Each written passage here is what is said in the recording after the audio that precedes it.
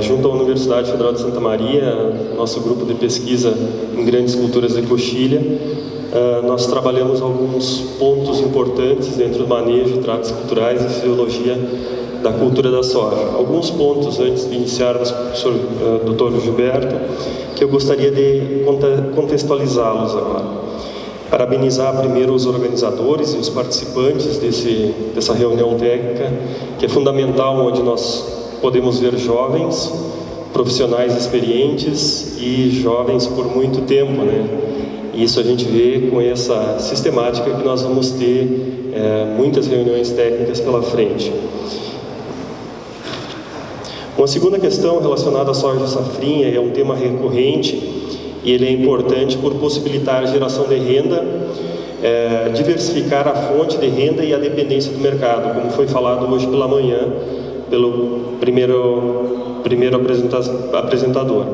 Além disso, a melhoria no sistema com a rotação, sucessão de culturas, mas com problemas bastante sérios relacionados com as questões de pragas, plantas daninhas, doenças, além das questões que abordam, né, a ponte verde. A importância do tema também passa pela adoção e liberação de novas cultivares que devem estar adaptadas, que nós vamos ver na sequência, bem como as exigências das propriedades rurais. Essas exigências dizem respeito a questões ambientais, sustentáveis e principalmente as econômicas, tendo o milho como um aliado, assim como as culturas de inverno, né, para diversificar produtos e mercados. Então, esse é um tema adequado, primeiramente, para que possamos formar o pensamento crítico dos jovens, juntamente com a experiência dos profissionais que atuam no mercado, bem como pesquisadores que devem contribuir com o desenvolvimento sustentável, ambiental, social e econômico, crescendo assim a sociedade. Com isso, é fundamental que nesses 3 dias possamos traçar oportunidades e riscos, enfrentando os problemas, como foi falado hoje pela manhã. A gente não pode deixar uma situação de obscuro, enfrentando esses problemas e propondo soluções técnicas, científicas, mas sobretudo profissionais para a soja safrinha. Dessa forma, então, eu convido o Dr. Gilberto para a primeira explanação. Obrigado. Obrigado. Senhores coordenadores, senhoras coordenadoras da 42ª reunião de pesquisa de soja da região sul, colegas painelistas, senhoras e senhores. Eu começo essa minha fala em nome da Embrapa, agradecendo a oportunidade, agradecendo o convite e reiterando que para nós da Embrapa, oportunidades como essa são muito caras. Nós somos muito gratos porque elas nos possibilitam um contato direto com o segmento que atua na ponta, atua na produção, e especificamente aqui, além do ambiente da academia, do desenvolvimento do ensino, da pesquisa, também assistentes técnicos e produtores rurais.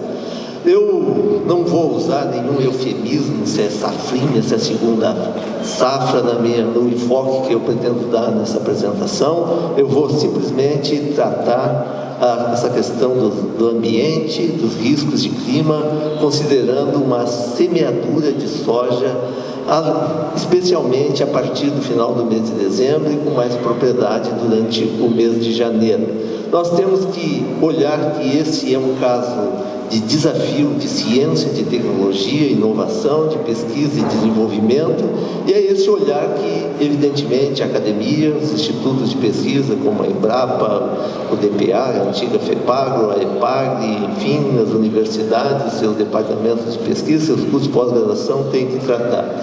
Nós gostaríamos de frisar essa questão ambiente com o primeiro ponto, e quero deixar isso muito claro, essa relação que existe entre adaptação e potencial de rendimento. Não há dúvida nenhuma que a nossa condição no sul do Brasil, ela é adaptada, ela permite o desenvolvimento da cultura da soja. Os exemplos claros estão aí, em experimentos e experiências de agricultores. Então, é adaptado para um plantio em 5, 10, 15 de janeiro? A prática já demonstrou, a experiência empírica. Então, tem. Independentemente que nós não podemos também perder de vista uma questão fundamental. A soja, por mais que o melhoramento genético tenha avançado, tenha tirado a sensibilidade de uma planta rotulada como planta de dias curtos, cujo semeadura, quando está no segmento descendente do comprimento do dia, ela tende a acelerar o seu ciclo. Todos os senhores que estão aqui têm isso bem claro. Qual é o dia mais longo do ano? Quando ocorre? 21 de dezembro, ao redor disso. A partir daí, quando entra em floração a soja semeada em novembro, a partir do ramo descendente, ela também. Então é natural, é evidente que essa cultura semeada no tarde, semeada já no braço descendente do fotoperíodo, no seu curso natural, ela tende a acelerar sua taxa de desenvolvimento. Naturalmente ela tende a acumular um menor crescimento, uma menor quantidade total de biomassa, e isso se reflete num menor potencial de rendimento. Então é a primeira questão, e as experiências são inequívocas nisso, tanto de resultados de lavoura como de experimentos. Qual é a primeira constatação? Quando existe uma época de semeadura que potencializa um rendimento maior, existem épocas que potencializam um rendimento menor. Inerente a essa questão da semeadura, nós não podemos perder de vista, no que tange ao clima, a questão dos chamados riscos relacionados com a produção. Então é dentro dessa filosofia, dentro dessa perspectiva, que eu vou considerar nem safra, nem safrinha, nem segunda safra, uma época, um período de semeadura pós 31 de dezembro, e analisando esses resultados sob a perspectiva do programa de política agrícola do Ministério da Agricultura, Pecuária e Abastecimento, que norteia as políticas de crédito e seguridade rural no país. Não há outra forma. Então, que resultados nós podemos obter nessa relação das semeaduras mais tardias da soja? Potencial de rendimento é a semeadura. Já coloquei, existem muitos trabalhos. Desde quando começou a se plantar soja, quando deu início do cultivo da soja como cultura de expansão econômica dos anos 70, os resultados são inequívocos. Existe uma janela de semeadura ali entre o mês de outubro e o mês de novembro, aqui no Rio Grande do Sul, que se obtém os melhores rendimentos. Querem buscar trabalhos mais recentes na literatura internacional, peguem o professor Alencar Zanon, do UFSM, no Agronomy Journal de 2016, em que numa rede de experimentos por todo o Rio Grande do Sul, que ele constata que calculou que a partir de 50 dias depois do 20 de setembro, que vai dar lá no 20 de novembro, o potencial de rendimento cai.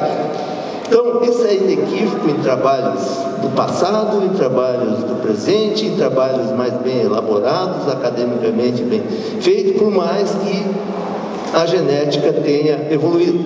Então, se a gente quer, como muito foi relatado, que os custos ou os gastos de produção são similares entre plantar no tarde e plantar no cedo, na questão, ou plantar ainda no ano anterior, a comparação já fica evidente. Se olhasse, o que seria preferível? Fazer uma safra bem feita, podendo obter 60, 70, 72 sacas, ou concorrer no mesmo custo para obter 35, 30, 40, tem relatos de 50, mas pode ser de 30 também, não é isso?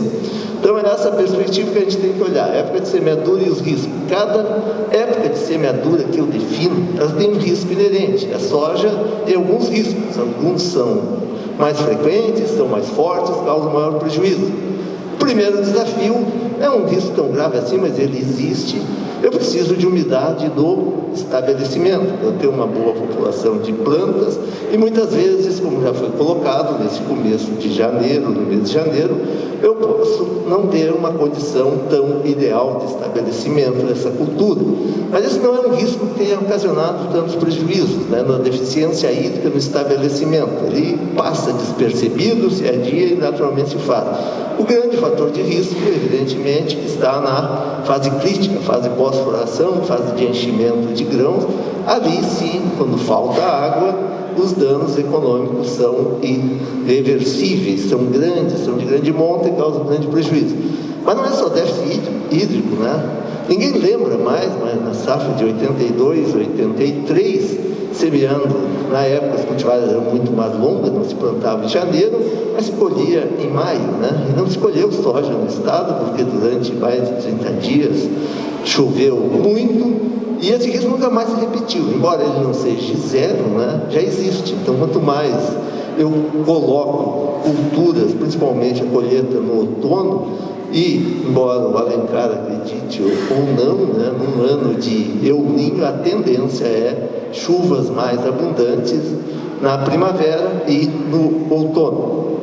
Ok? Calor também, posso pegar uma fase, um período inicial de temperaturas elevadas, esse ciclo acelerar muito e eu ter um baixo acúmulo de biomassa acelerando o ciclo, ok? Granizo é localizado, geadas nas regiões mais frias, né? Já tivemos perdas da Lagoa Vermelha, Vacaria, Campo de Cima Serra, mais restrito, mas geadas no outono não são raras e também pode ocasionar. Mas as duas preocupações que eu teria em termos de risco de clima é deficiência hídrica, particularmente deficiência hídrica. É evidente que aí tem que olhar, a cultivar, o seu grupo de maturidade já se evoluiu muito, já se retirou muito da sensibilidade, se conhece, se testa, se tem um ciclo que, por tentativa e erro, por experiência empírica, se consegue definir o ciclo mais adequado para esse tipo de semeadura. O tipo de solo influencia. Nós temos, em termos da metodologia do Ministério da Agricultura, 3 tipos de solo, tipo 1, 2 e 3, relacionado com a sua capacidade de armazenamento de água, 35 milímetros, 55 e 75. Na metade norte do estado, onde essas experiências estão sendo conduzidas, predominam os melhores solos do tipo 3, com algumas incrustações do tipo 2, mas majoritariamente tipo 3. Na metade sul do estado, nós temos solos tipo 2 com incrustações do tipo 1. Por isso, também, além de chover menos, a capacidade de armazenamento menor, nós temos uma produtividade quase sempre inferior, como foi demonstrado aí na metade sul do Rio Grande do Sul. Não que não seja economicamente viável, não que a cultura, a espécie não seja adaptável a essas regiões, mas a produtividade é menor. Então, nós vamos apresentar alguns resultados diante dessa metodologia e fazer algumas considerações. O zoneamento agrícola que está vigorando na safra de 2018 para 2019, as últimas portarias publicadas, ele considerou aí até 9 ciclos de soja em função do seu grupo de maturidade relativa, em função do período da semeadura e em função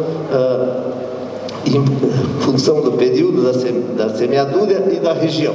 Então não é um ciclo fixo, não vai, se eu plantar a mesma cultivar na mesma época lá em Vacaria e plantar aqui nessa região, não vai dar o mesmo dia. Aqui vai tender, por temperaturas, por as questões, acelerar um pouco mais, independentemente que seja do mesmo grupo de maturidade. Consideramos esses 3 tipos de solo, tipo 1, 2 e 3, período de semeadura. Um período normal, se faz simulações o ano todo, dividindo o ano em decênios, né? Período de 10 dias, alguns têm 11 dias, outros têm 8, mas janeiro, 1, 2, 3, com semeaduras centradas 5, 15 e 25 nos primeiros 10 dias, de 11 a 20, 21 a 31, e se vai até o mês de dezembro, com 34, 35 e 36. Nem todos os lugares do estado tem a indicação do plantio dentro dos riscos aceitáveis de 20, 30 e 40% nesses períodos. Então, usamos a mesma metodologia, os mesmos resultados, a mesma base de dados, a mesma plataforma de simulação para se avaliar esses tipos de riscos nos decênios 1, 2 e 3, que são 1, 2 e 3. 1 a 10 de janeiro, 11 a 20 de janeiro, 21 a 30 de janeiro, que não estão no escopo do zoneamento agrícola de risco climático ora vigente. Ok? E analisamos as duas fases críticas de estabelecimento em relação à deficiência hídrica e no estabelecimento e no enchimento de grãos. E a temperatura inicial, é evidente que nesse caso não tem limitação, maior que 16 graus. Nível de risco, 20, 30 e 40. Não é sim ou não. 20 significa que em 10 anos tu tem 2 anos que aquela condição definida como limite de disponibilidade de água está abaixo do atendimento. 30, 3 em 10, 40. Não é que não produz nada, mas que a produtividade cai por deficiência hídrica, por o balanço hídrico da cultura não atender plenamente às suas necessidades ou às exigências que quiserem, acaba prejudicando o rendimento. Ok? Então vamos a alguns resultados do que nós selecionamos, alguns mapas dessa. Isso é feito no sistema de informação geográfica, com ArcGIS, feito várias simulações e os resultados são interpolados dessa forma. Bom, períodos que são vou voltar um pouco, zoneamento vigente. Não, alguém falou aí que ia até fevereiro, não vai. Então o zoneamento agrícola oficial do mapa recomenda, e nem para todas as regiões, no máximo semeadura de soja no Rio Grande do Sul até 31 de dezembro, conforme as regiões. Regiões mais frias começam mais tarde, regiões mais de temperaturas mais elevadas mais cedo. E dentro desses períodos potenciais são definidos os riscos de 20, 30, 40. Se mais de 40, não se recomenda a indicação de semeadura para o crédito seguro agrícola. Ok? Bom, a primeira coisa, primeiro ponto, solo tipo 1, tipo 2 e tipo 3. O que os senhores percebem ali? Esse tipo 1 acho que a gente pode tirar fora, porque ele, nessa região alvo de interesse, ele não existe. Bom, ele não existe em termos de composição, de granulometria, de relações, argilas, areias e companhia, mas talvez ele exista, na realidade, pelo mau manejo, pela compactação de física e química, impedimento de profundidade de raiz. Então, talvez a má condição física pode determinar que, embora as suas frações granulométricas sejam classificadas tipo 2 ou 3, a sua capacidade de armazenamento de água pelas raízes não explorarem uma profundidade maior do solo, seja do tipo 1, mas nominalmente ele não existiria. Então, o que a gente percebe? Nós fracionamos na fase 3, a relação ideal, que é internacionalmente validada, que é a relação entre a evapotranspiração da cultura e a evapotranspiração máxima, aquela que realmente ocorre em função do quê? Do estado de desenvolvimento da planta, sua capacidade de absorver água e do armazenamento da água que tem disponível no solo. Nós dividimos, ideal seria que essa relação fosse acima de 0,7, ou seja, que a demanda de água da cultura fosse capaz de ser atendida mais de 70%.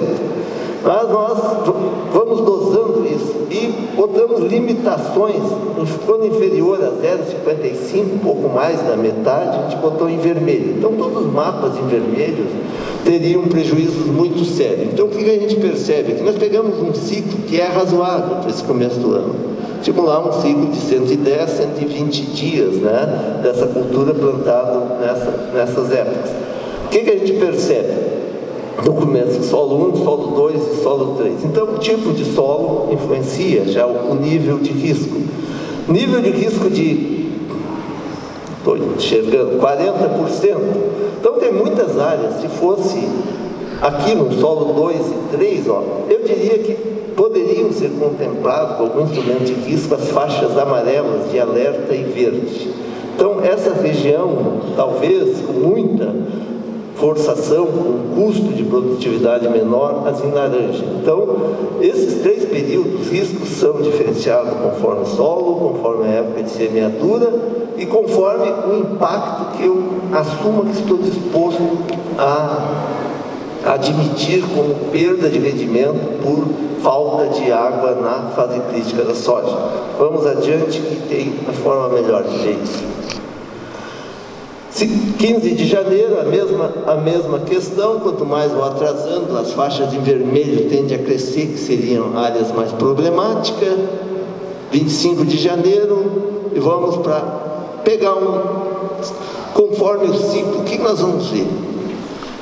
Ali tem 100, 110, 120, 130 dias.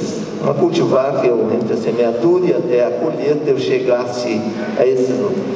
A gente pode perceber aqui, ó, o risco de 20% até 40%, em que a área em vermelho, se olhar para cá, ela diminui. Então é preferível, nas semeaduras, bem no início de janeiro, um grupo de maturidade, um posicionamento teórico, tipo de simulação, mais curto do que os outros. Vamos adiante.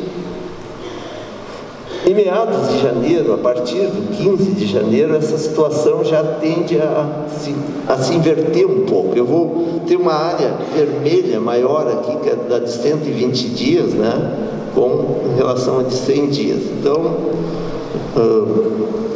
deixa eu ver essa outra. Não. 25 de janeiro, é isso que eu queria mostrar. Quanto mais eu atraso, eu tendo a... Mais no começo de janeiro, ciclos mais curtos tendem a ter uma maior área de abrangência numa faixa de risco mais adequada. Quanto mais eu avanço dentro de janeiro, um ciclo mais longo pode auxiliar, ok? Ciclo mais longo, se eu comparo 100 dias lá em 25 de janeiro, a área vermelha é muito maior que uma de 130 dias, que uma de 120 dias. Então, início de janeiro, um ciclo mais curto tende a se beneficiado, mas para o avanço na segunda metade de janeiro, a tendência seria essa. Mas essa é a questão em níveis de risco. Tem poucas áreas, riscos elevados. E o próprio produtor narrou aqui que ele esse ano colheu quanto? 30, não foi? 30 talvez chegue perto do custo de produção, ou talvez não pague, não sei. Enfim, mas não é só soja, ele faz a contabilização de todo o sistema. Então, portanto, precisamos trabalhar melhor, entender melhor, mas os riscos de natureza climática, seguindo o modelo de orientação vigente de política agrícola do mapa, ele teria poucas áreas que essa possibilidade de qualquer cálculo atuarial de seguridade agrícola admitir como razoável investir em financiamentos, enfim, cobertura de seguridade. Isso tem esse lado também. Nós estamos olhando aqui, olha, essa figura nos vai mostrar isso bem claro. Alguém consegue ler essa safra de quê? 90, 91, uma grande seca de 90, 91.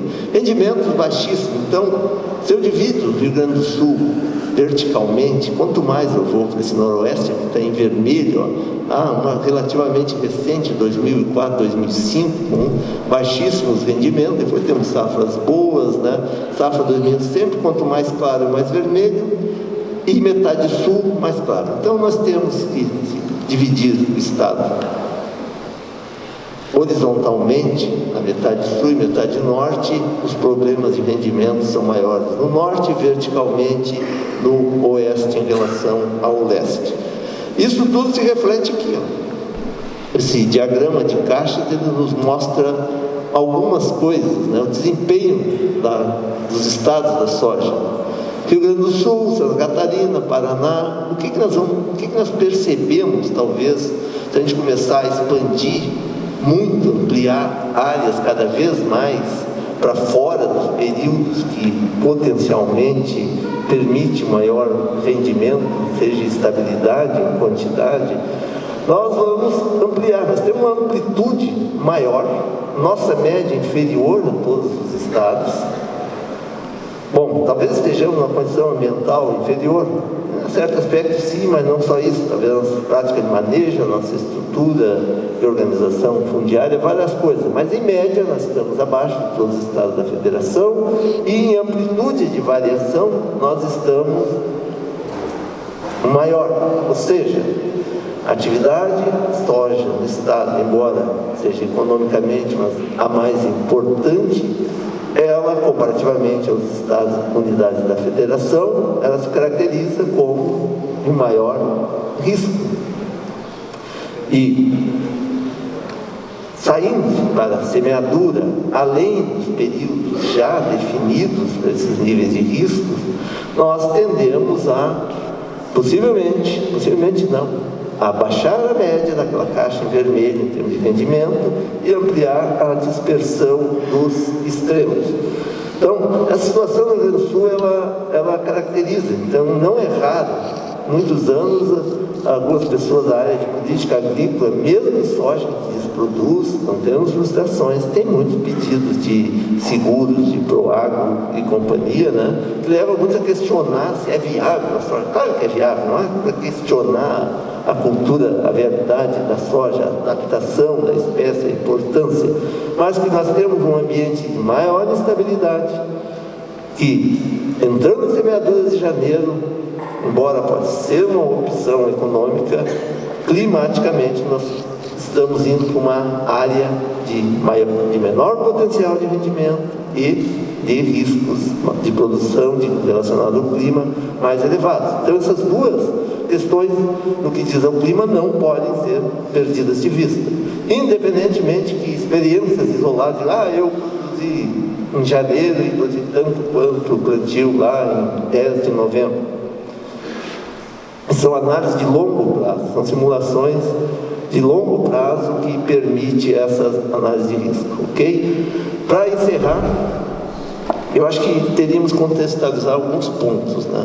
Soja safrinha no Brasil, ou segunda safra, ou soja plantada no mês de janeiro, iniciando pelo começo do ano, na contramão dos fatores do ambiente natural. Tem que ser enfrentado, sim. Contramão do quê? Da curva do fotoperíodo, não é isso que se faz?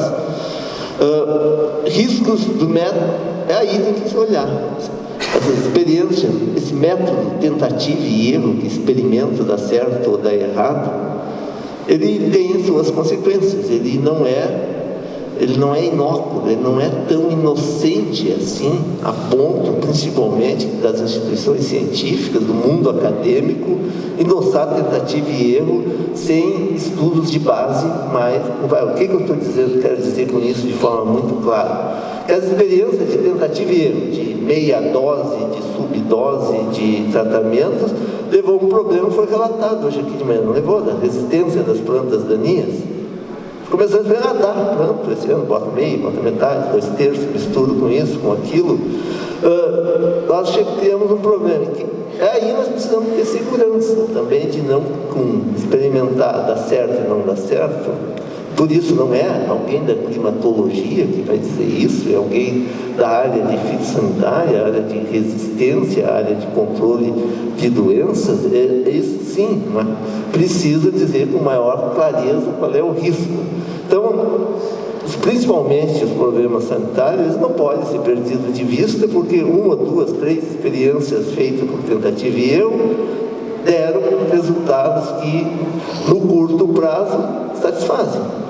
Ignorar a possibilidade, não estou dizendo que ela exista, eu acho que ela tem que ser estudada, eu acho que ela tem que virar o escopo das academias, daqueles que estudam de forma que tem responsabilidade, que tem método, que tem, e principalmente não é só da área pública, também da área da economia, mas muito acima da iniciativa privada, que tem no negócio soja o seu alvo principal, o foco do seu negócio. Não pode perder isso de vista nunca.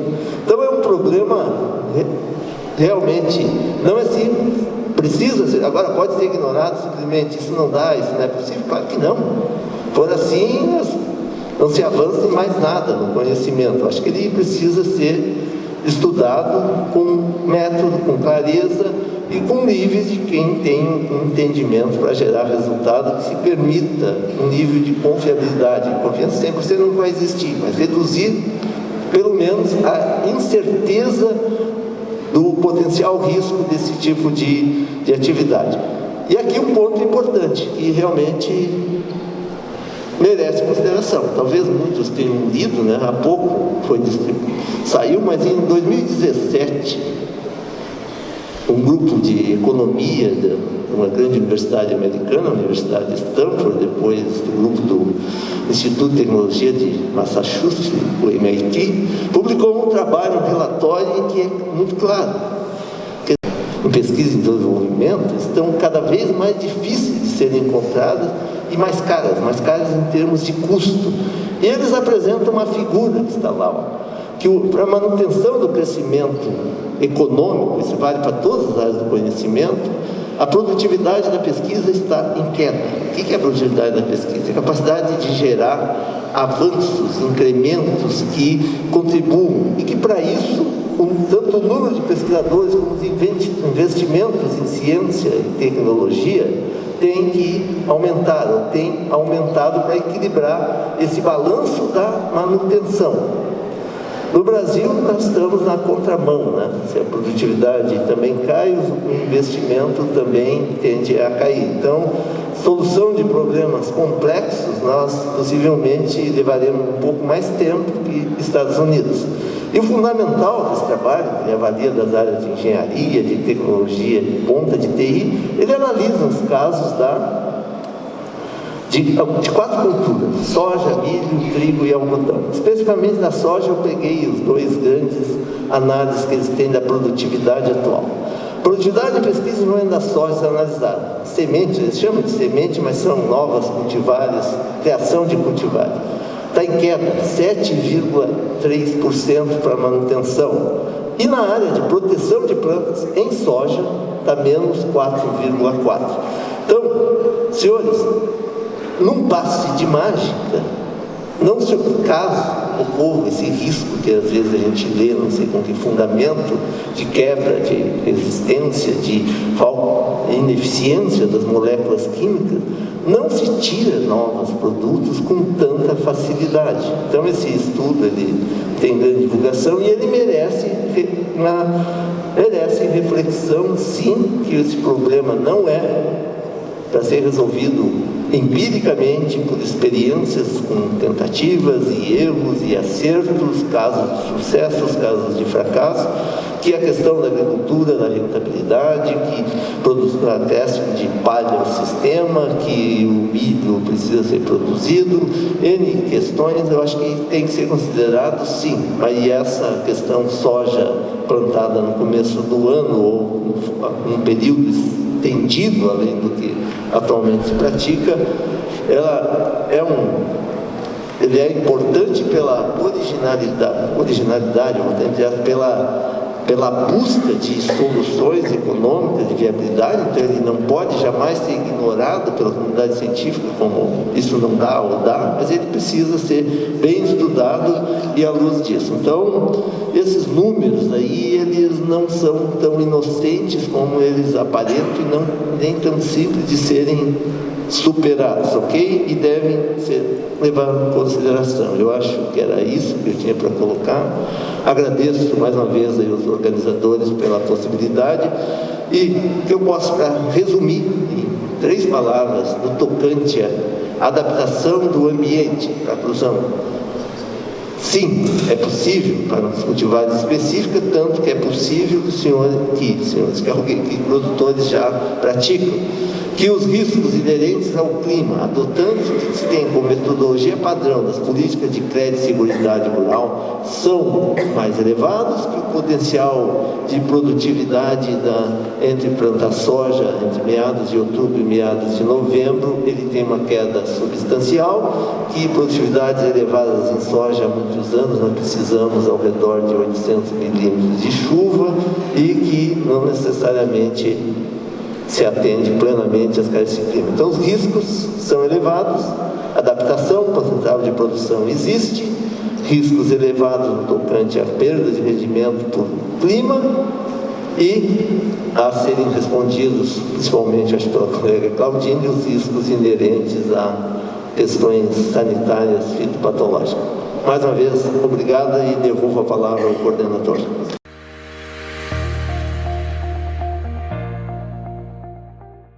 Oportunidade muito boa, não sei se eu cheguei exatamente numa boa hora, né?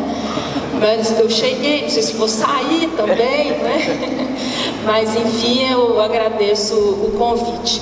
Bom, o que me trouxe aqui então foi para comentar sobre as implicações da soja tardia no manejo da ferrugem asiática. Bom, vamos lá. A ferrugem, acho que isso não é novidade para ninguém, né? Mas é a doença aí mais severa para a cultura. Ela acontece em praticamente todos os estados produtores.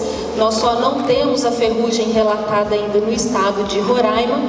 E se se considerarmos aí que desde 2001, quando ela entrou, ela ainda continua sendo dos temas principais quando se fala de doenças, nós podemos, não precisamos nem falar muito em relação à importância dela.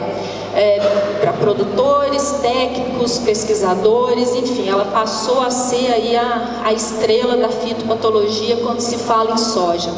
Bom, os sintomas, eles acontecem principalmente nas folhas e podem acontecer em qualquer estágio de desenvolvimento. Aqui é ferrugem nos cotilédones. Portanto, é uma doença bastante grave, bastante severa, com um risco que pode levar aí a perdas de 100%, porque ela causa desfolha. Dependendo de quando isso ocorre, se não tem folha, não vai encher vagem, portanto a perda pode ser de 100%. E entrando aí direto no tema, né, no que é a principal implicação hoje da soja safrinha, é esse problema da resistência dos fungos a fungicidas. Bom, como que é isso? Vamos imaginar aqui nessa folha, essas bolinhas aí, como se fosse uma população do fungo da ferrugem. O amarelo é aquele que morre quando eu aplico o fungicida. O vermelho é aquele que é resistente, que é insensível, e ele acontece naturalmente na população do fungo. E ele não morre quando eu aplico um fungicida. Se eu vou fazendo aplicações sucessivas, eu vou matando a maioria dos sensíveis, a gente nunca consegue eliminar 100%, e vou permitindo que aqueles resistentes vão se multiplicando na população, até o ponto em que eles vão ser maioria. E nesse momento é que a gente percebe a chamada falha de controle. Aquele mesmo produto, naquela dose que a gente está acostumado a usar, ele deixa de funcionar. Bom, a mudança não foi no produto, a mudança foi no fungo, na população do fungo. E quando a gente pensa em resistência, há algumas características que vão nos dar uma indicação se o risco é maior ou menor de que aconteça esse processo aí da resistência. Um deles é a especificidade do fungicida, quer dizer, como ele atua no fungo. Então hoje nós temos esses grupos, os principais grupos aí para controle da ferrugem, e eles se encaixam aqui.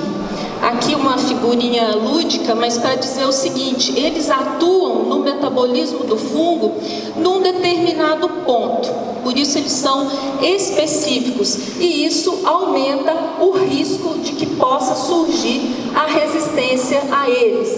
O uso em áreas extensas. Bom, nós temos 35 milhões de hectares de soja, né? Então, acho que está cumprido aqui essa condição. O uso generalizado do fungicida. Bom, hoje, se a gente procurar, nós vamos verificar que praticamente todos os produtos que nós temos utilizado, os sítios específicos, eles vão se encaixar aqui em misturas desses três grupos. Portanto, considerando o tamanho da área, nós temos aí o uso generalizado, porque são poucos fungicidas. Talvez alguém tenha pensado, não, a lista é grande. Olha, a lista já até foi grande, já passou de 100 fungicidas registrados. Eles foram reavaliados. Hoje nós temos aí em torno de 30 a 33 produtos que podem ainda ser recomendados para o controle da ferrugem asiática. Mas a grande maioria envolve mistura desses três tipos de modo de ação e os multissítios, que nesse momento nós não vamos trazer aí para essa discussão. E a outra condição que também pode aumentar o risco do surgimento da resistência é o uso de doses diferentes das recomendadas, que infelizmente também costuma ser uma situação comum no campo. Isso se refere tanto a reduzir a dose, quanto também aumentar a dose. Tanto uma situação quanto a outra, ela vai significar um risco. Portanto, pensando nos fungicidas que a gente tem utilizado aí para ferrugem, está cumprido aí o requisito e o risco realmente era e é alto de resistência a esses produtos. E ainda por cima, pode acontecer a resistência cruzada, quer dizer, o patógeno, no caso o fungo, ele é resistente a um determinado fungicida e ele acaba ficando ou sendo resistente a fungicidas com o mesmo modo de ação do mesmo grupo. Isso já aconteceu também aí com o fungo da ferrugem.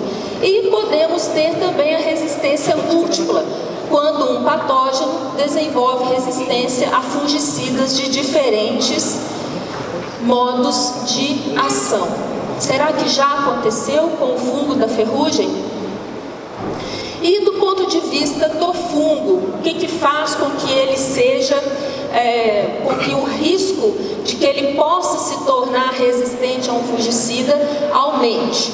Bom, uma característica é que esse fungo tenha ou possa ter vários ciclos de infecção durante a safra.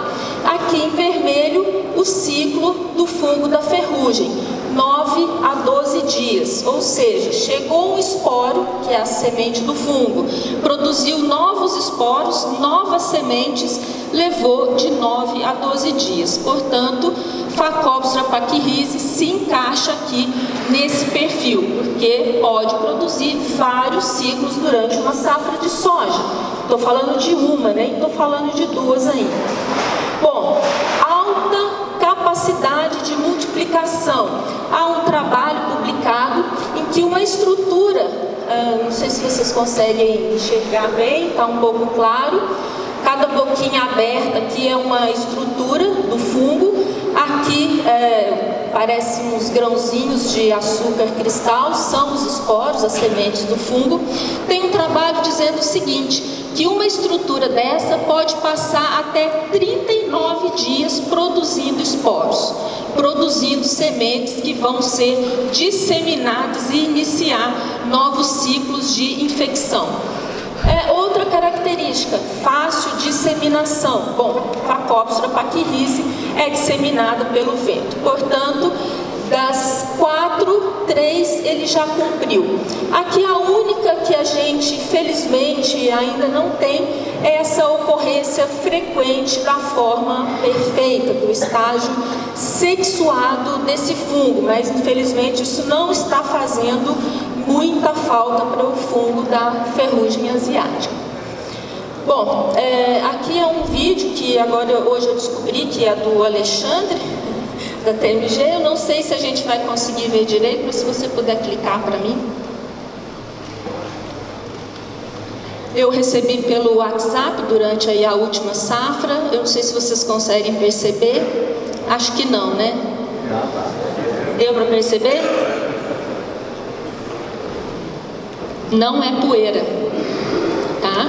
É fungo da ferrugem asiática que com o ventinho, independente de se você está com a soja do lado, se você está com o milho do lado, ou se você plantou milho primeiro e o seu vizinho plantou soja, enfim, independente disso, infelizmente ele vai chegar. Não respeita a cerca, não respeita a fronteira de estado, nada disso. Infelizmente ele vai chegar. Bom, aqui nesse gráfico tem a história de 3 produtos que nós já utilizamos para controle da ferrugem asiática. Nós temos 2 fungicidas do grupo dos triazóis. Eu coloquei aqui o nome comercial porque é mais fácil e isso está tudo publicado e divulgado dessa forma. E esse trabalho ele continua porque tem sido feito um monitoramento para ver se em algum momento o fungo, enfim, se há alguma mudança e o fungo volta a ser sensível a esses fungicidas. Então aqui nessa linha azul nós temos um tebuconazole, o Folicur, um produto que foi muito utilizado, extremamente eficiente. Aqui desse lado é a porcentagem de controle. Então ele chegava a controlar aí 90% da doença, do fungo, da ferrugem asiática. Mas vejam que, infelizmente, ele foi perdendo a eficiência, ou seja, o fungo foi se acostumando, ele foi sendo selecionado, até que chegou uma hora que aquele produto que era tão bom deixou de controlar o fungo da ferrugem. O monitoramento continua e a gente vê que já há um bom tempo que ele não sai aí da faixa dos 20% de controle. Controlar a ferrugem asiática em 20%, infelizmente não vai pagar a conta no final da safra. Em vermelho é um outro tebuconazole, o ciproconazole. Vamos olhar aqui a estrobilurina, que é o outro grupo, aqui no caso a azoxystrobina.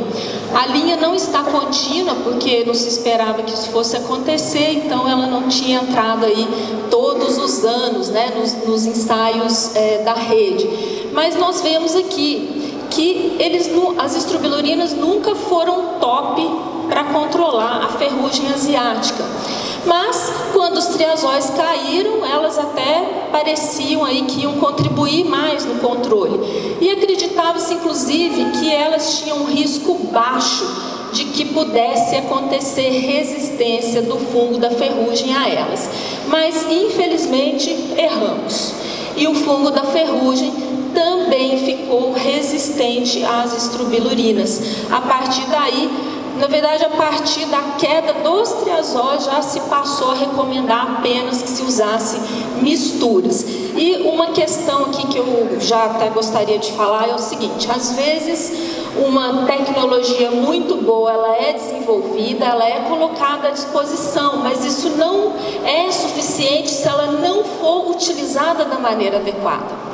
Então, na época, a recomendação era que não se utilizasse esse produto, por exemplo, à base de triazol, quando já se tinha muita doença, porque já se sabia que esse risco existia.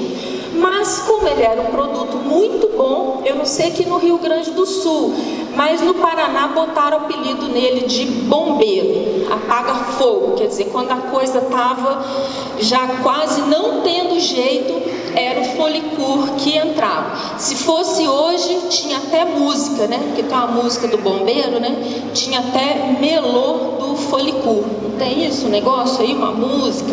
Quem gosta de sertanejo, os universitários, enfim. Bom, então essa é a situação que permanece, vejam aqui, resultado já da última safra. Infelizmente, nenhuma notícia boa em relação à efetividade desses produtos para controle da ferrugem. Isso foi estudado e confirmado em laboratório, então não foi dado só de campo, não foi dado só de uma safra, então não tem dúvida, não foi só em um lugar. Esse resultado aqui é das estrobilurinas. Eu marquei as amostras aqui do Rio Grande do Sul. Então, nas amostras coletadas em vários municípios no Rio Grande do Sul, em relação à frequência do fungo resistente aqui, a porcentagem variou de 91% a 99%. Não tem jeito, é outro estado, mas a situação é semelhante em todos eles. Aliás, tem até alguns que estavam um pouco melhores, mas também nada que pudesse justificar o uso dessa molécula para o controle da ferrugem asiática. E aí, quando afetou alguns triazóis, embora e felizmente isso não tenha acontecido no mesmo patamar, afetou também as misturas. Então, quem não se lembra aqui do Ópera, chegou a ser líder de mercado, produto top de linha, Hoje, ele está aqui basicamente no mesmo patamar de que se eu usasse um triazol sozinho ou uma estrobilurina sozinha, Priori Extra, também um produto que foi muito utilizado. Volto a dizer, nós em Embrapa não temos compromisso nenhum com empresa nenhuma, de produto nenhum, e tudo isso está já publicado, Então eu estou citando nomes comerciais porque é mais fácil da gente se comunicar. Então aconteceu a mesma coisa com o Priori Extra. Bom, depois tivemos aí alguns produtos, alguns ainda estão se aguentando. Na última safra, em alguns locais, foi percebida aí uma queda de eficiência do Fox, que também é um baita produto, extremamente útil e eficiente para controlar a ferrugem. Tem aquele probleminha da fito, mas é questão ali de posicionar bem o produto.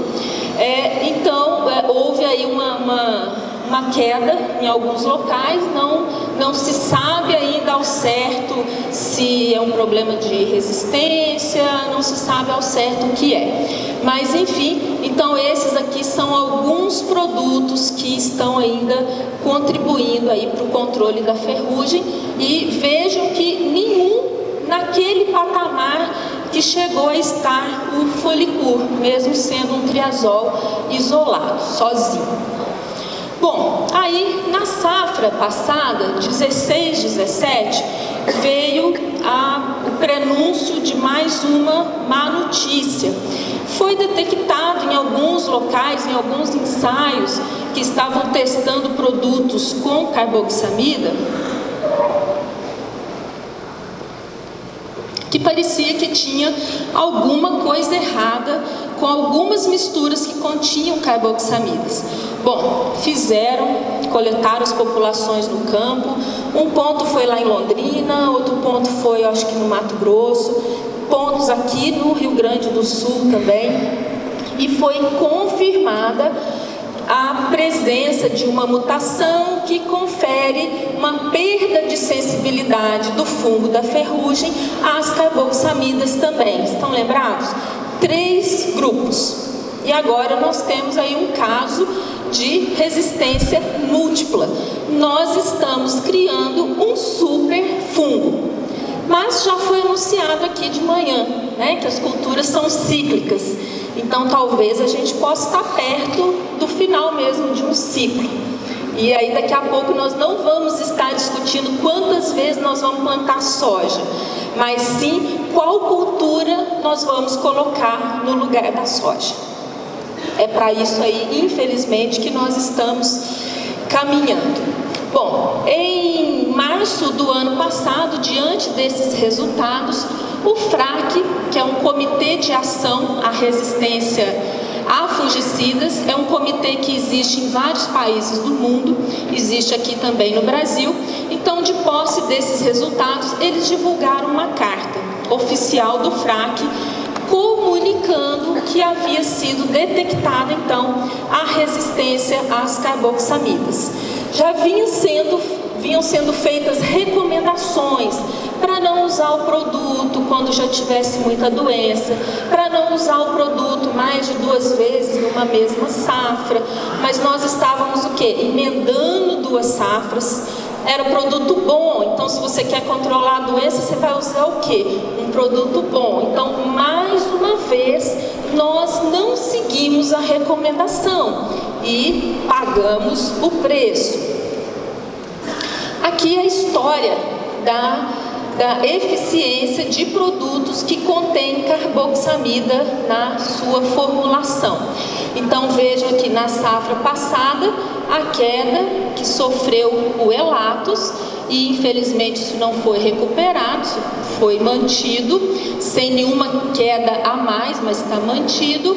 E tivemos aqui a mesma carboxamida que está no Elatos, está no Vessária, mas aparentemente o afetou menos, talvez por causa do que não é a mesma estrobilurina, né, a mesma carboxamida, mas é uma estrobilurina diferente, então o produto ainda está se aguentando.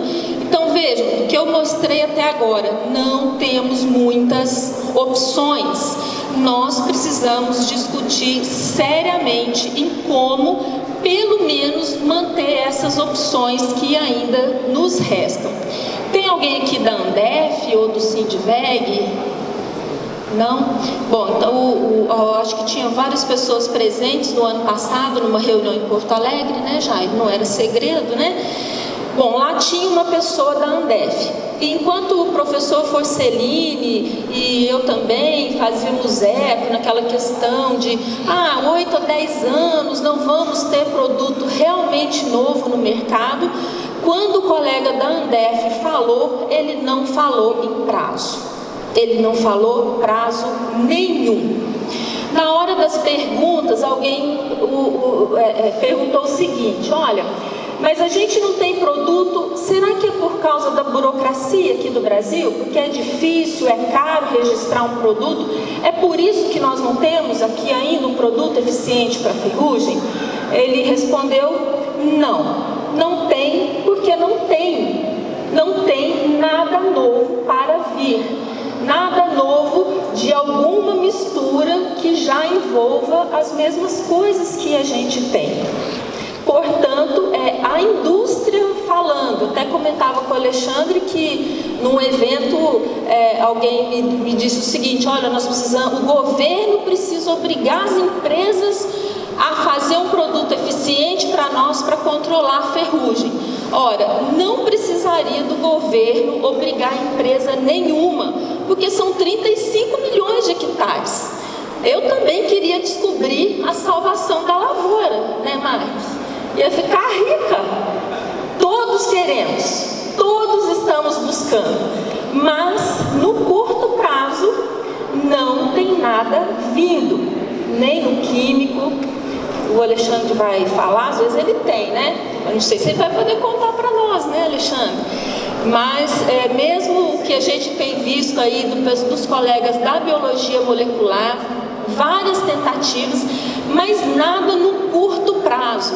Eu também estou procurando, e vou até contar, a gente achou um fungo que controla o fungo que causa a ferrugem asiática. E ele é muito agressivo, mas ele tem um probleminha. Ele só fica e só age depois que a ferrugem está lá. Então, não sei também se o lado para onde a gente está caminhando vai ser tão útil. Nós vamos ter que ser mais criativos em relação a esse fungo. Ou seja, não estamos numa situação confortável. O meu papel aqui hoje é realmente apavorar. Enquanto tiver alguém rindo, não tiver todo mundo com aquela carinha lá, assim, com aquela boca aberta, né, que tem lá no WhatsApp, então eu não cumpri meu papel.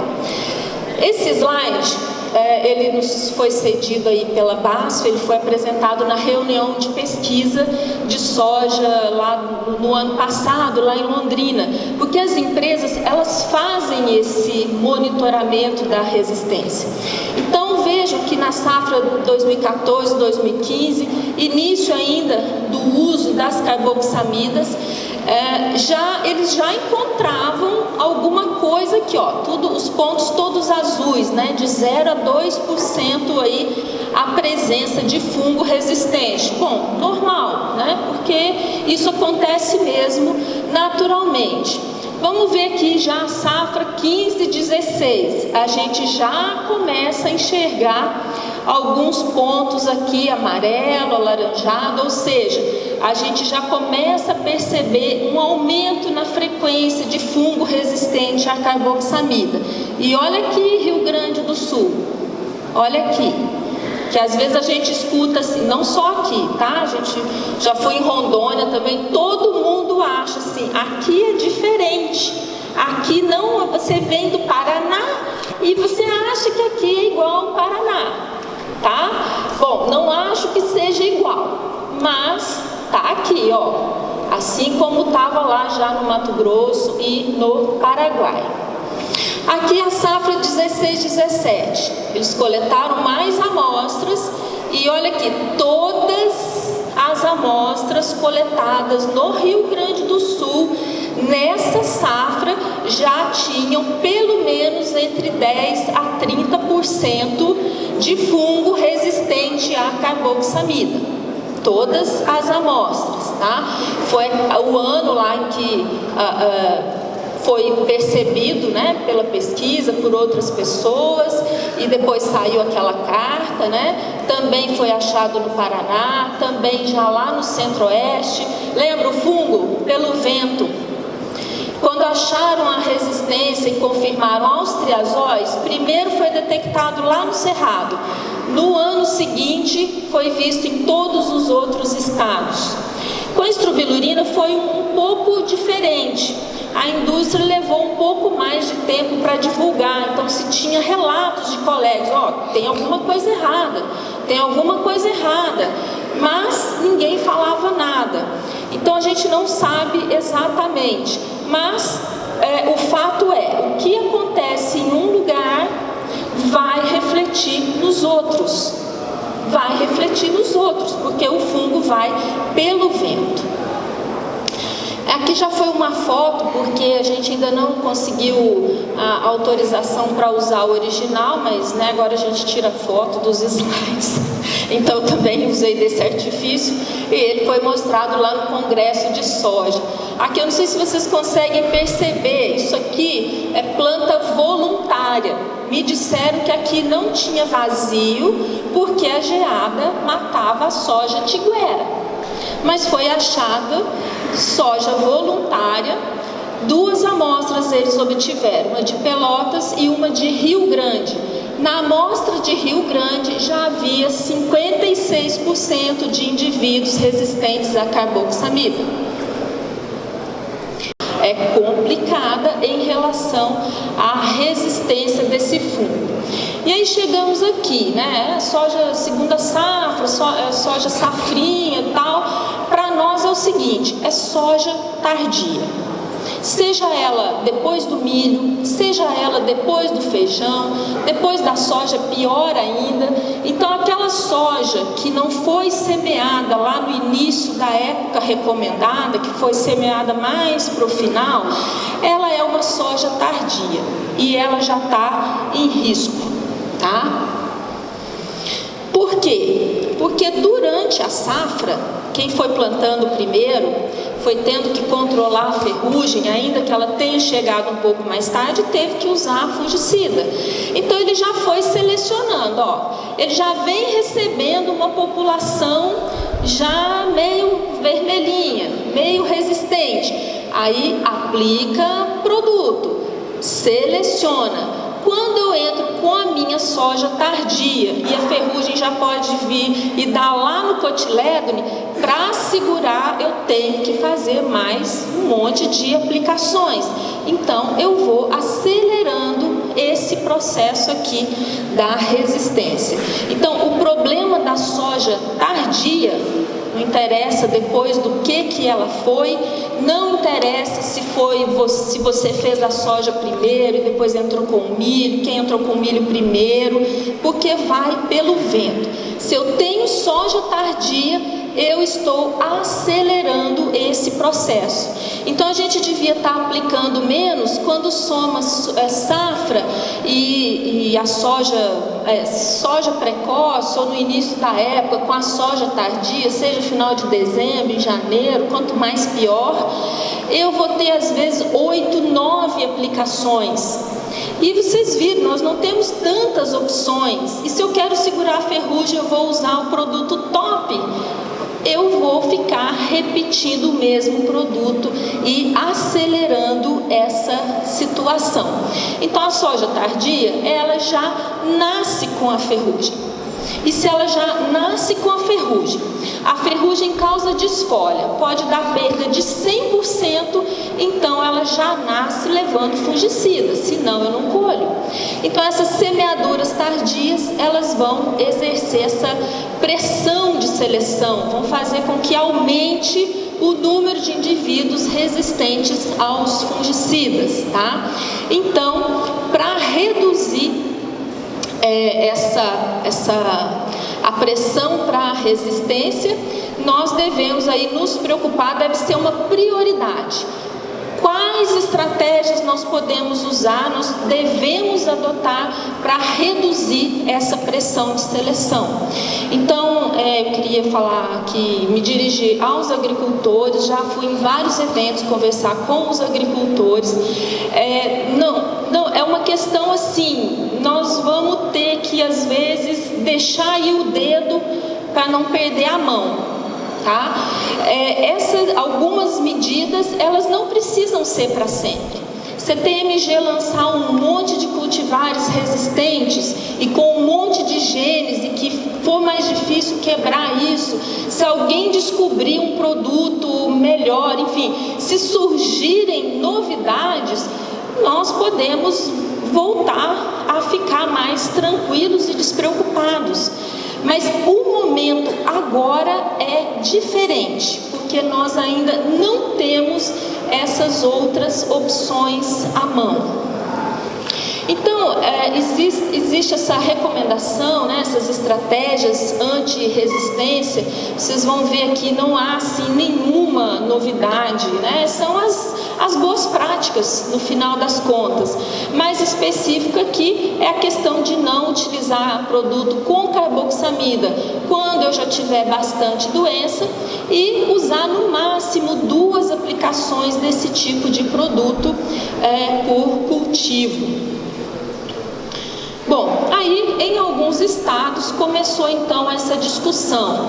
Como nós vamos fazer para reduzir essa pressão e numa tentativa de prolongar? Isso é que é o mais ingrato, eu digo para vocês como pesquisadora, porque mesmo fazendo isso, nós não temos como garantir que isso não vai acontecer, que nós não vamos perder as carboxamidas antes de ter alguma boa, uma melhor, uma solução adequada. Isso é triste de falar, mas, enfim, nós precisamos correr atrás e fazer essa tentativa. Então, em alguns estados, eles limitaram o período de semeadura. Vamos encurtar a janela para não ter ali aquele monte de cada soja plantada numa época, uma produzindo fungo para outra e fungo resistente a fungicidas. Então aqui os estados que já implementaram, né, não vou entrar aqui no mérito, tem algumas situações aqui que implementaram, mas não resolveu, né, Jairo? O Jairo já está dando uma risadinha aqui. Enfim, então é o que nós temos hoje, uma tentativa, vamos dizer, praticamente desesperada de fazer alguma coisa enquanto nós não temos uma solução melhor. Então eu queria deixar isso muito claro, não é para sempre, mas talvez agora, se não surgir uma opção melhor, talvez a gente tenha que perder um dedinho aí, a gente pode até virar presidente. Agora que eu pensei, se perder um dedo. Bom, termino aqui com as estratégias de manejo para ferrugem. Vocês vão perceber que não tem nada de novo em relação a tantas outras palestras que vocês devem ter assistido sobre a ferrugem. O controle químico, o vazio sanitário, que era aquela questão de quebrar a ponte verde, né? No Mato Grosso produzia semente lá na entre safra, sob pivô, entrava a soja, já tinha ferrugem. E aí agora com essa questão da soja tardia ou de uma segunda safra de soja, nós estamos, por assim dizer, reconstruindo essa ponte verde que com o vazio sanitário a gente tentou quebrar. O escape, né, a questão das cultivares precoces no início, mas essa medida ela depende do vazio sanitário, e as cultivares resistentes, que hoje nós já temos algumas no mercado, mas nós temos que admitir que ainda são poucas opções, né, porque elas também correm riscos. Então, eu achei que tinha mais um slide aqui, mas não tem. Bom, então o nosso cenário é assim, ele não é bom. Nós temos um fungo muito agressivo, já resistente às moléculas mais eficientes para controle dele. Nós temos, vejam aqui, que mesmo o vazio sanitário, o escape ou a cultivar resistente, todos eles estão amarrados ao controle químico. Então nós não podemos deixar de ter essa ferramenta.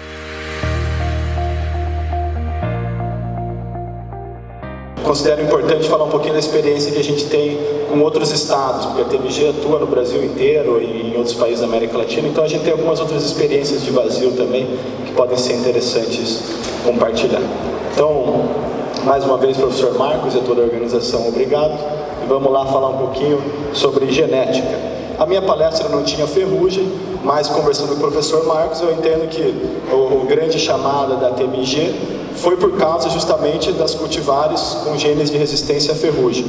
Então a TMG é uma empresa de melhoramento genético, nós não somos uma empresa de químico, a gente não faz nada de produtos químicos, exclusivamente melhoramento genético.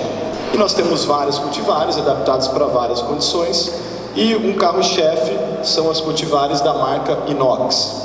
A marca é exclusiva TMG, a tecnologia pode ser explorada por outros, não com a marca inox. Então são essas os cultivares que trazem resistência. Eu vou explicar porque do ponto de vista genético chamo de resistência à ferrugem.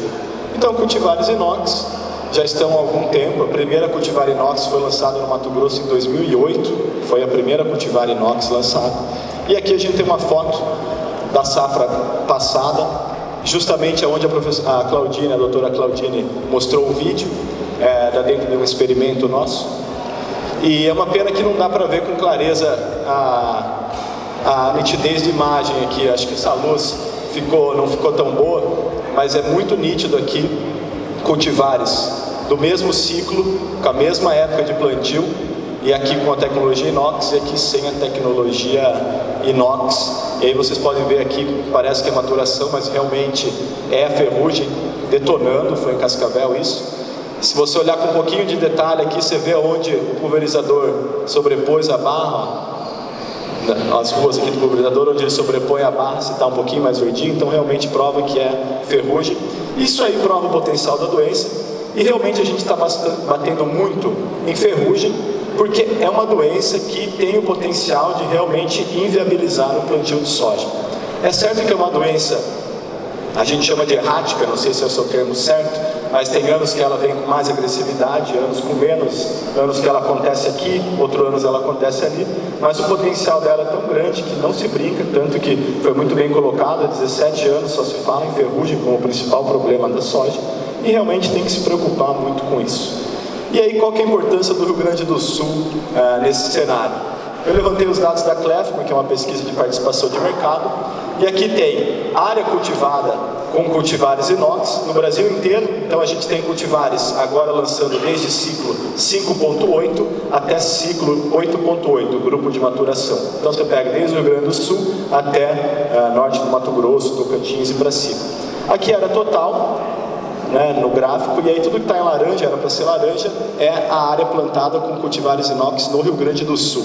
Ou seja, praticamente quase metade da área de inox é plantada no Rio Grande do Sul. Não sei se vocês sabiam essa informação aqui, mas o maior estado plantador de inox no Brasil é o Rio Grande do Sul, e entre 40% e 45% de toda a área utilizada com cultivares inox está no Rio Grande do Sul. Então, do ponto de vista de manejo de tecnologia, de uso de tecnologia, de benefício que essa tecnologia pode trazer, sem dúvida, o Rio Grande do Sul seria o nosso maior mercado. É onde a gente vê o maior potencial de uso da tecnologia. E por que isso? Porque naturalmente, comparado com outros estados, aqui o ciclo da soja ele se alonga um pouquinho mais, certo? Então, enquanto no Mato Grosso a gente colhe soja fácil por 90 dias, aqui você tem a média dos cultivares entre 120 e 140 dias. Então elas recebem muito mais esporos do resto do país, então você tem um alongamento do ciclo. A ferrugem obviamente ocorre com mais força aqui no Rio Grande do Sul. Explicando um pouquinho da tecnologia inox e por que a gente chama de resistência e não tolerância, como alguns falam. O pessoal pode brigar comigo, esse aqui é o termo genético. Então, do ponto de vista genético, chama-se resistência porque são genes, quem lembra de Mendel, são genes maiores ou genes únicos, que conferem um tipo de resposta que se chama hipersensibilidade e dá esse tipo de lesão aqui. Então, o que acontece em materiais inox? Eles têm genes que são chamados RPPs, resistência à Phacopsora pachyrhizae. A hora que o fungo penetra, e o fungo penetra em todas as plantas, não tem nenhuma planta que não penetra o fungo da soja, então todas as plantas de soja, todas as cultivares conhecidas, o fungo penetra. Porém, algumas ele é contido rapidamente, você não vê lesão, mas parece imune, mas na verdade é uma microlesão de resistência. Em algumas você vê que a planta reage ao fungo, então onde ele infectou, ela mata o tecido ao redor, ele não tem por onde se espalhar, fica essa lesão aqui, mas vocês podem ver então, ele infectou, mas ele não se reproduziu, isso aqui é extremamente importante, não tem reprodução do fungo. Ao contrário de uma lesão de suscetibilidade, que é chamada de TAM, em que o fungo entra, penetra, se reproduz e começa a se multiplicar. Então, como a gente trabalha com genes que podem ser transferidos por cruzamento e esses genes segregam de forma independente e eles são classificados como genes de resistência. Apesar de a hora que você olhar aqui, você vê lesão, você fala, não, ela deu lesão, ela é tolerante porque tem severidade. Mas aí vai mesclar os conceitos. Enfim, só posicionando. Como eu falei, reações são variadas, então a gente tem reações de imunidade, ou seja, hoje nós já temos genótipos em que você não vê nenhuma lesão sobre infecção da ferrugem. Na verdade, olhando microscopicamente, a gente já sabe que são microlesões RB, não visíveis a olho nu, porém, por experiência, a gente vê que esse tipo de resposta, ele é quebrado pelo patógeno, ou seja, o patógeno sobrepõe essa resistência muito fácil, então nós não trabalhamos. A gente trabalha muito com lesões RB, e aí tem uma classe de lesões RB, que vai desde sem esporulação até alta esporulação, e dentro dos suscetíveis a gente tem alguns critérios que são menores números de lesões, menores números de esporos por lesão, então são várias áreas que a gente trabalha.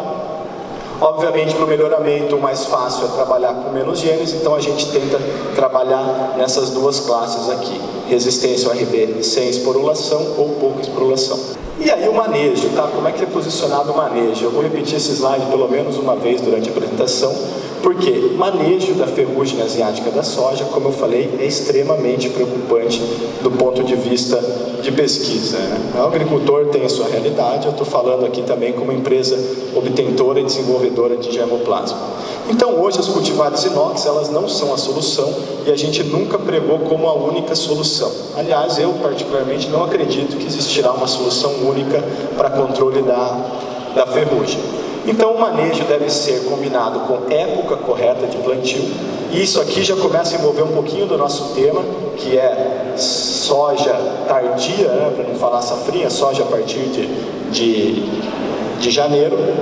Então vai lá, época correta de plantio, uso correto de cultivares inox, controle químico extremamente eficaz, tem que ser adequado e combinado, isso não vai. Vazio sanitário, que é a quebra de da ponte verde, extremamente importante, quebra de ponte verde, vocês vão ver por quê. Aliás, Claudina, eu tenho muitos slides parecidos com o seu na sequência, porque o conceito de resistência genética e resistência a fungicidas é bem parecido. Controle de plantas guaches, que a gente falou muito aqui também, várias pessoas tocaram no assunto, e claro, o monitoramento constante da lavoura, independente da cultura que esteja lá. E aí, qual que é a importância desse manejo correto, ou seja, de usar todas essas ferramentas aqui no controle da ferrugem asiática? Eu vou tentar posicionar algumas delas com resistências. O que acontece? Assim como acontece com o fungicida, a resistência genética da planta contra o fungo pode ser facilmente quebrada. Então existem genes RPPs, que são os genes que a gente trabalha. Isso aqui é um trabalho antigo, existiam-se 4. Hoje nós já trabalhamos com uma gama muito maior de genes. Então hoje, dentro da TMG, a gente trabalha no mínimo com 8 genes e várias variações deles. Mas nós internamente já temos registros em nossos estudos de quebra de resistência de praticamente todos deles. Então aqui ele mostra mais ou menos como histórico de fungicida. RPP1 foi descoberto em 1962 e 4 anos depois ocorreu a quebra de resistência dele, ou seja, identificou-se um isolado de ferrugem para a qual aquele gene não funcionava mais. Isso aconteceu ao longo dos anos até o RPP4. Depois de 2004 foi quando a ferrugem chegou no Brasil com força mesmo. Vários trabalhos começaram a serem desenvolvidos e aí descobriram-se vários genes, mas existem isolados que quebram todos os genes conhecidos. Estratégias para lidar com isso? Basicamente, sempre descobrir novos genes e combinar genes diferentes, em diferentes combinações, para você atrasar a quebra de resistência. Então, não vai ser o tema da minha palestra, eu não vou falar muito disso, mas é uma estratégia extremamente eficiente, você descobrir novos genes e combinar, porém é uma estratégia extremamente demorada. Então, assim, para você pegar um novo gene, colocar ele numa cultivar adaptada, em uma única cultivar, não em várias, em uma única, em média 6 a 8 anos. Então, apesar de existir variabilidade no ambiente, é muito difícil você desenvolver o produto. Então, a gente está sempre correndo atrás. E aí eu vou voltar um pouquinho na universidade, pegar uns slides que a gente tem uma parceria grande em Viçosa, e falar um pouquinho por que esse fungo aqui é o demônio do potencial evolutivo. Então ele tem realmente um grande potencial evolutivo, e o potencial evolutivo do fungo, ele depende da diversidade genética. Lembrem desse termo aqui. Então quanto mais você tem diversidade, mais ele pode ter mecanismos naturais de quebrar ou ser intolerante ao fungicida ou quebrar a resistência genética. Essa diversidade genética, quanto maior ela, maior o potencial, e ela é causada por recombinação, fluxo gênico, pressão de seleção, tamanho de população e mutação. Mutação é fixa, existe uma taxa meio fixa que entende-se na natureza, uma taxa natural de mutação dos indivíduos. Então, essa mutação aqui ela existe, ela é fixa, porém ela depende muito do tamanho da população e frequência de reprodução. E é aqui que está o perigo do fungo, da ferrugem. É aqui que está o grande problema dele. Recombinação ocorre muito pouco. Fluxo gênico ocorre quando vem populações de fora, normalmente de outros estados para dentro do nosso estado. E aí o nosso papel aqui é fazendo um manejo inadequado e selecionando as coisas resistentes que não deveriam ser selecionadas. Tamanho da população, o ciclo, a Claudine já falou, nos nossos dados a gente consegue às vezes em até 7 dias, a Claudine falou 9 a 12, a gente consegue às vezes em 7 dias, do momento em que se deposita o esporo até ele começar a produzir esporas são 7 dias, e aí toda aquela parte de reprodução do vento. Mas eu tenho aqui os dados que a gente realmente contou, isso aqui não é besteira, é contado. Então, no trabalho de doutorado que foi feito com uma moça lá na TMG, ela contava o número de esporos que tinha urédia. Então ela ia lá, cortava um detalhezinho, uma pequena urédia, colocava isso no agitador com água, soltava os esporos e ela ia no microscópio e contava quantos esporos produziam em urédia. Variou muito dependendo da cultivar, mas o número médio de um esporo em 7 dias, se ele completar o ciclo rapidamente, 445 esporos ele produz. Parece pouco na primeira, só que isso aqui é exponencial, ou seja, esses 445, depois de 7 dias, vão produzir mais 445, que vai dar 198 mil. Depois de 7 dias, vai produzir mais 445, que vai dar 88 milhões. E depois aqui eu já não sei o nome dos números, porque eu não consigo falar. Então, em apenas 1, 2, 3, 4, 5 ciclos, ela já chega em alguns zilhões de esporos, que sofreram mutações e podem estar sendo qualquer coisa ali. Então, extremamente importante. E aí, por que o conceito que, na minha opinião, é um dos conceitos mais importantes aqui, que é a janela em que se tem soja no campo? Porque você não pode dar oportunidades de mais ciclos de reprodução. Quanto mais oportunidades, aqui ó, se tiver mais soja no campo por um período maior, vão ser mais ciclos, vão ser mais esporos sendo produzidos. Então, extremamente perigoso isso. E aí, por isso que tem que se ter uma regulamentação, talvez do período inicial de plantio quanto ao período final de plantio. Eu não estou dizendo que pode ou não pode fazer janeiro ou não, mas eu particularmente acredito que exista um período ideal em que possa se ter soja no campo. E provavelmente não é 8 meses, igual foi falado aqui, que é de setembro até plantio de março, para você estender tudo isso. Porque isso aqui é o que realmente acaba com todas as ferramentas de controle químico e genético da ferrugem. Então, exemplos que outros estados estão fazendo. Soja safrinha, Paraná faz? Não faz mais soja. Por quê? Porque foi proibido o plantio a partir de 31 de dezembro. Ou seja, faça safrinha, porém não de soja. Independente se você plantou soja até 31 de dezembro ou não, depois de 31 de dezembro ninguém mais planta soja, você planta outra cultura. Mato Grosso, a mesma coisa. Tá? E aí no Mato Grosso planta, no Paraná basicamente milho, né, para fazer a safrinha, no Mato Grosso milho ou algodão. E o que esse pessoal fez lá? Ele fez um caminho que parece ser mais fácil, que é as cultivares encurtaram o ciclo para serem plantadas lá. Então antecipou-se um pouquinho a época de plantio, colheu-se mais cedo para plantar outras culturas, viabilizar outras culturas. Então, em vez de você jogar mais para frente o o plantio da soja, você traz ele um pouquinho mais cedo, colhe mais cedo e joga outra cultura. Se você for pensar vazio sanitário, que ele já tem uma pressão menor, e já é feito para ter uma pressão menor de inóculo, faz muito sentido você fazer isso, porque você antecipa quando a pressão de inóculo é baixa e você colhe cedo quando a pressão de inóculo ainda não chegou nesses números exorbitantes por aqui. Aí alguém vai falar, mas não tem soja para plantar no Rio Grande do Sul em setembro, dia 1º de setembro.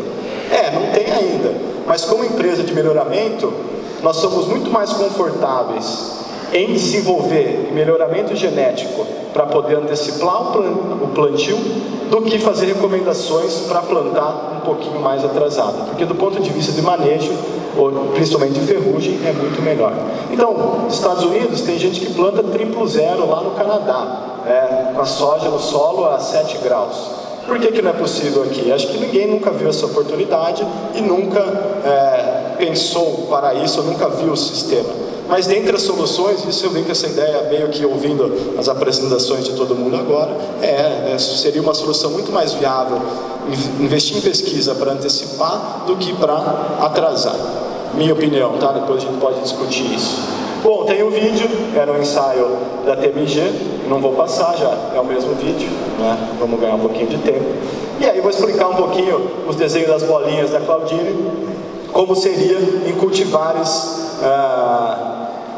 resistentes ou suscetíveis à ferrugem. Então, no caso de uma cultivar suscetível, aqui nós temos o vazio, planta-se soja no começo da safra, então no começo, população inicial muito baixa.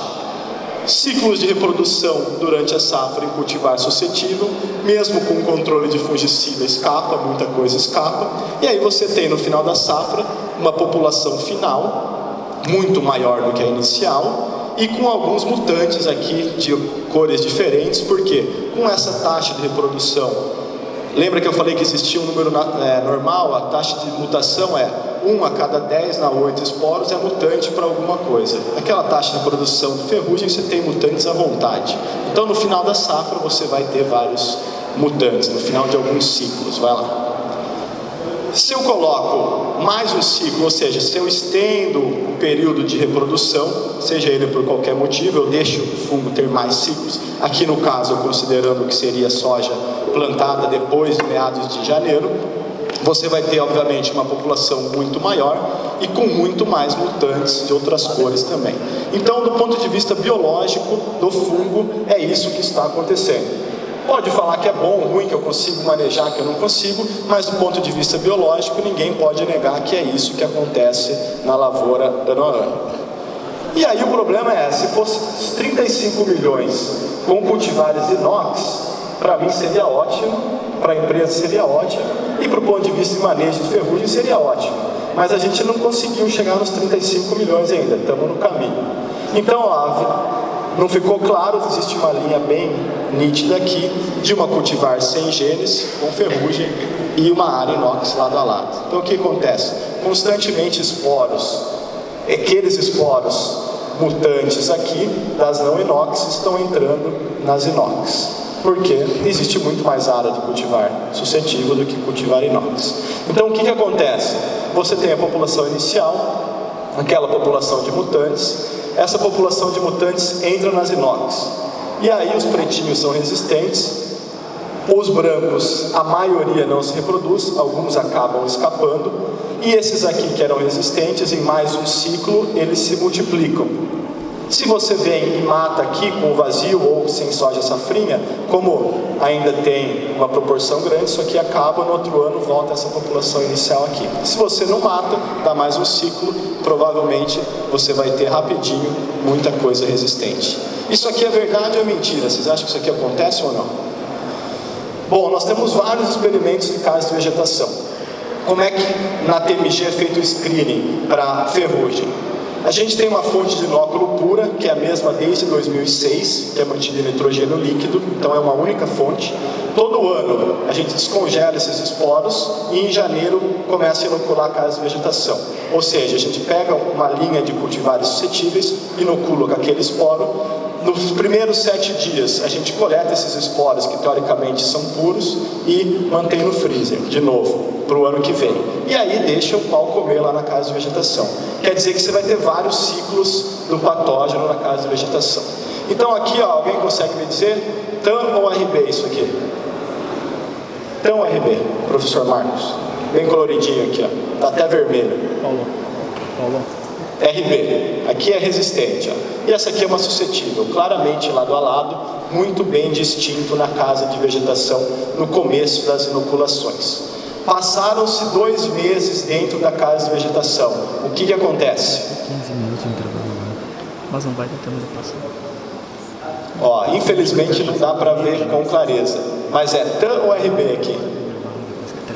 Sim, mas tá passando. Na verdade, ó, você tem as RBs e você tem um monte de TAM aqui. O que é isso? Claramente, após alguns ciclos de reprodução naquele ambiente de seleção, aquele gene de resistência foi quebrado pelo patógeno, deu ciclos. Então isso aqui é muito natural de acontecer e acontece às vezes muito mais rápido do que vocês possam imaginar. Isso aqui numa seleção de altíssima pressão, que eventualmente em algum local a gente vê. E aí no campo, como é que é isso? Como que isso se comportaria? Ó, esqueci, aqui tem o zoom, ó. Então aqui dá para ver claramente as lesões RB, que eram, e aí as lesões TAM, que começaram a aparecer. E dá até para ver que essa lesão está mais velha do que essa aqui, ó, são menores, porque é um novo ciclo de reinfecção dentro do mesmo ambiente. Então a quebra de resistência ocorre e ela é visível, e eu estou provando aqui que isso acontece. Bom, nós temos várias curvas de progresso da doença. Alguém vai falar, na inox, no meu campo, eu manejo super bem a inox e ela vai bem. Realmente, antes de lançar, nós fizemos vários estudos no Brasil inteiro, numa rede muito grande. Eu pego os dados da UEM, do professor Dauri, que ele faz curva de progresso da doença, que seria a severidade dela, em cultivares não inox, Vmax, e aqui numa cultivar inox, com 1, 2 ou 3 aplicações de fungicida, começando aqui em R4 e se estendendo até em R7 mais ou menos. E aí você vê que numa cultivar sem gene de resistência, sem fungicida, ela estoura a severidade, e aí conforme você vai aplicando fungicidas, diminui. Nas cultivares inox, você tem uma certa severidade. Essa severidade se estabiliza porque é um ambiente controlado e isolado, então você não tem mais fontes de inóculo chegando, mas se estivesse no meio de um campo totalmente suscetível, essa severidade ia subir, porque você ia ter muita lesão RB, e a hora que você põe fungicida, você praticamente zera a severidade. Então é um manejo adequado que a maioria dos produtores consegue fazer durante o período normal de setembro até a colheita, sem plantar em janeiro. Se eu planto em janeiro, o que provavelmente vai acontecer com isso? É isso aqui, ó. Então essa severidade que é zero, ela vai começar a subir, sem dúvida alguma. Isso aqui é um cenário que vai começar a acontecer, e é o que nos preocupa muito. Preocupa muito por quê? Na parceria que a gente tem com o professor Sérgio, ele coleta esporos do Brasil inteiro, isola esporos únicos e testa nas cultivares, principalmente em final de safra, para a gente tentar ver como se comportou a dinâmica de população nas cultivares inox ao longo da safra. Então você tem o isolado aqui, ó, por coincidência, Rio Grande do Sul. Esse aqui eu sei, 2014, é de uma região chamada Marques de Souza. Foi coletado no final da safra, né, lá por fevereiro, março, e aí foi coletado o isolado e testado na cultivar 7062 e 7262.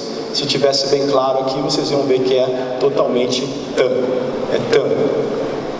Mesma coisa em outra região do Rio Grande do Sul, também na safra 2014, em Cascavel, na safra 2014, acho que foi uma safra terrível para nós, essa daí que teve vários casos isolados. Mas por que ainda funciona? Então aí ainda é plantado e o pessoal ainda funciona, se a gente tem esses casos específicos. Por que funciona? Porque ainda são usados dentro dela todas as ferramentas de controle para ferrugem, de manejo.